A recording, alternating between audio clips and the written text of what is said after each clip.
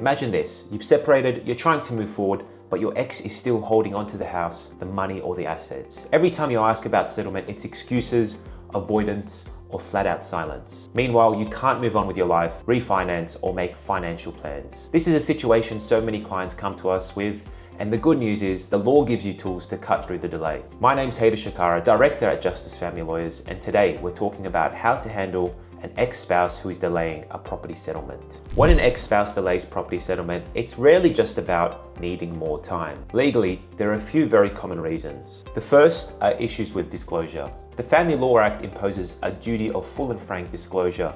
That means each party has to reveal all assets, liabilities, superannuation, trusts, and financial resources. Some spouses drag their feet here, failing to provide documents, undervaluing assets, or hiding income through companies or family trusts. We've seen it all. Sometimes a delay is deliberate. For example, if the property market is rising, one party may stall hoping to capture a bigger share of growth. If there are businesses involved, they may delay finalizing valuations or produce incomplete financial records in order to show a lower valuation of the business. Or in extreme cases, they're waiting for the other party to run out of money or patience and hoping that they're just going to settle for less. Divorce isn't just legal, it's personal. Some ex-spouses simply aren't emotionally ready to cut financial ties, so they drag things out. So what can the courts do to move things along? If your ex doesn't hand over documents, you can issue subpoenas to banks, accountants, or even employers. The court can also make cost orders against the party who refuses to disclose all of their financial documents. If you can't agree on property or business values, the court can appoint a single expert valuer,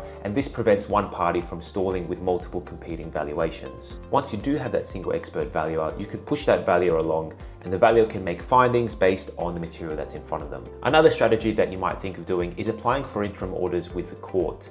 While the case is ongoing, you can apply for interim orders, for example, access to funds for legal costs or requiring the sale of a property to release cash. One of the most common examples would be applying for a property that you or your ex-spouse owns to be listed for sale on the market, because this can often create a source of tension and create delays if one party is deliberately dragging their feet on listing the property for sale when you know that that property is going to have to be sold eventually, and you don't want to keep paying for any outgoings or expenses as a result of holding onto the property in the meantime. Take Michael and Anna, for example. Michael owned a business and delayed disclosure for over a year, claiming he was still collecting financial records. Anna came to us after months of frustration. We filed proceedings, subpoenaed the business accounts directly from the accountant, and had a single expert valuer appointed. Within 6 months, the case was resolved in a court-ordered mediation because we had the valuation done of the business. In that case, because there was a paper trail of requests for financial documents and Michael's failure to produce those financial documents,